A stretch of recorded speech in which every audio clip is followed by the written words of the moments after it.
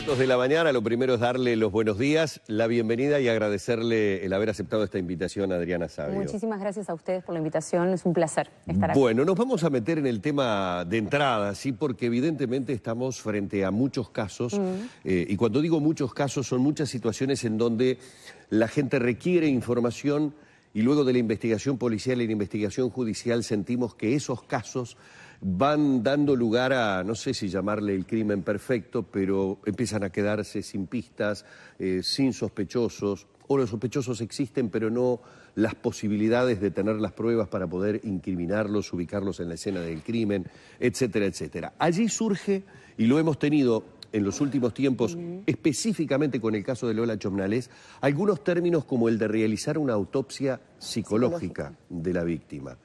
Y yo le comentaba recién fuera de cámara a Adriana, sonaba hasta fantasioso si uno no explicaba a la gente cuál es el trabajo, qué significa realizar una autopsia psicológica. Pongamos el caso concreto de Lola Chomnales. La autopsia psicológica es una herramienta forense de aplicación real y válida. De hecho, yo te estaba comentando previamente que es una herramienta que al día de hoy se está utilizando, por ejemplo, en el caso de magnicidio de Nisman. Todo esto implica una apertura desde el punto de vista de lo que tiene que ver con lo científico forense también.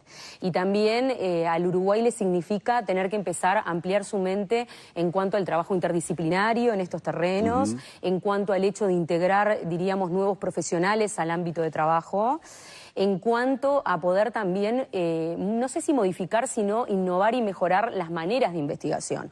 Que en realidad es hacia lo que se va, diríamos. Nosotros en nuestra institución formamos también mucha gente del cuerpo policíaco, que digo, justamente tiene este cometido, o sea, buscan esto de poder empezar a innovar la manera de investigar. El crimen perfecto no existe. Lo que sucede es que por lo general por las instancias, hay determinadas instancias criminales que por la complejidad y la dificultad, como por ejemplo para recabar elementos en la escena o para poder captar, diríamos, aspectos que nos den información sobre la investigación, huyen en el tiempo determinados aspectos que hacen que nos perdamos información, diríamos, ¿no? De hecho, acá sucede mucho, y ustedes lo saben muy bien, casos que se descubren o, diríamos, emergen a la luz mucho tiempo después. Claro, por ejemplo, en el caso de realizar una autopsia psicológica, podría aparecer, no estoy dando el caso específico en términos generales, podría aparecer una relación de violencia intrafamiliar, podría aparecer determinado tipo de frustraciones. Supongamos que en este caso la adolescente podía haber tenido y que ni siquiera sus padres tenían conocimiento o no lo habían percibido de la manera que en este caso el perito forense lo ve. Bueno, la autopsia psicológica como herramienta forense es una reconstrucción de la forma de vida, diríamos, del hábitus y la manera de vivir y sentir de la víctima. No solamente las horas previas a su escena específica, donde desgraciadamente en este caso muere, ¿no? Sino, diríamos, mucho tiempo antes también. Podemos estar trabajando con un periodo de tiempo de 1 año a 2 años de distancia en el tiempo. ¿Qué pasa? Lo que cuesta por lo general desde el imaginario social, y esto tiene que ver con esto de lo fantasioso que tú me planteabas, tiene que ver con esto de decir, bueno, ¿qué credibilidad yo le puedo dar a juicios subjetivos? Sin embargo, los juicios subjetivos nosotros podemos ordenarlos en base a un conjunto de preguntas que están estandarizadas, que de hecho son siempre las que se utilizan en todas las autopsias psicológicas que se aplican, están baremizadas a nivel universitario, internacional, y en realidad, digo, o sea, tiene una pertinencia científica. No es que yo pregunte lo que es una técnica, se sigue una determinada técnica. Y en el caso de Lola se realizó esta autopsia. En el caso de Lola fue pedido. Fue pedido y nosotros desde nuestra parte ofrecimos, diríamos, al doctor Barrera justamente la posibilidad de poder trabajarlo y aplicarlo e implementarlo.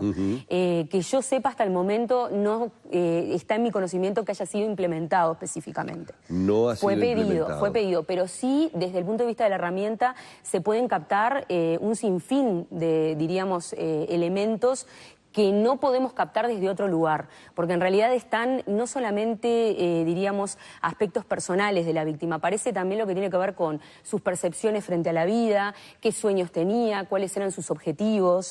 De hecho, la autopsia psicológica como herramienta forense se utiliza para hacer como un diagnóstico diferencial forense y distinguir lo que podría ser un suicidio de un homicidio. Por supuesto, en este caso, en el caso de Lola, lamentablemente sabemos que fue ultimada, que fue un homicidio, que no fue un acto suicida, pero en algunos casos donde no queda claro es muy importante poder investigar aspectos del fuero íntimo de la víctima para poder distinguir entre una cosa y la otra. En el caso de Lola estamos hablando de un homicidio, ya sabemos lamentablemente que tuvo resultado de muerte.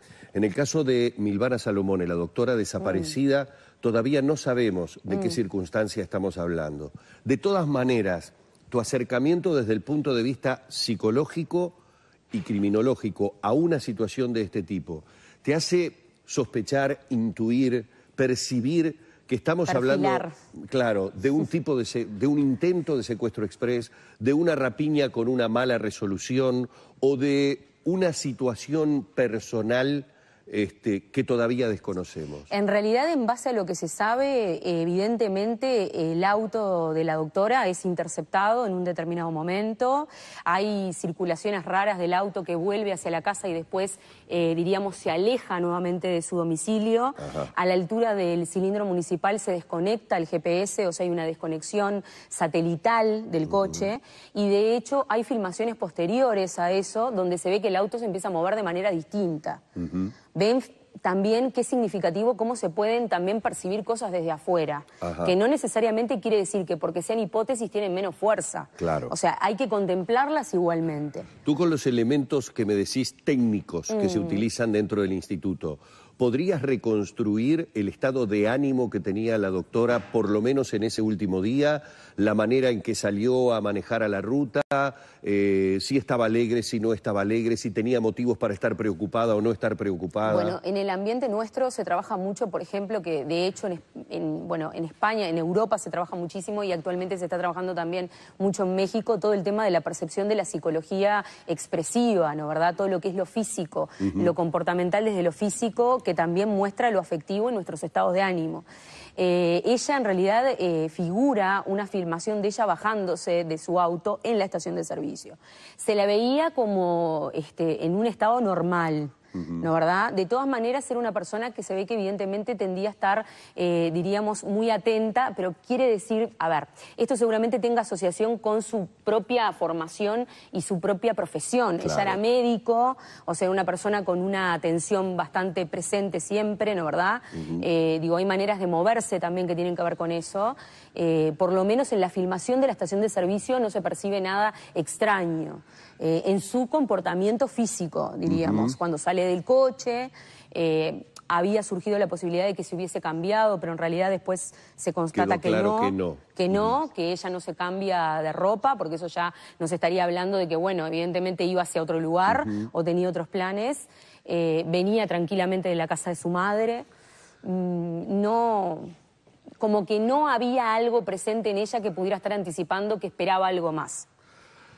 Nosotros tendríamos muchas otras preguntas para hacerle, inclusive antes de salir al aire nos hablaba de que el Uruguay es complejo para estudiarlo también desde la psicología forense y desde la psicología criminal, que de repente no seguimos estándares de lo que en otros países se da, hablando también de cómo se comporta la delincuencia, porque obviamente hay un estudio del comportamiento. Se nos ha terminado el tiempo, pero me voy a quedar con, además del agradecimiento por el haber llegado a esta invitación, Adriana Savio, con una última pregunta concreta. En trabajos concretos, en casos concretos, que hayas estado realizando, que el equipo haya estado realizando una investigación. ¿Surgieron elementos que luego determinaron, dieron mejores pistas o generaron una pista concreta hacia el encuentro de lo que pudo haber pasado, o tal vez de los propios delincuentes?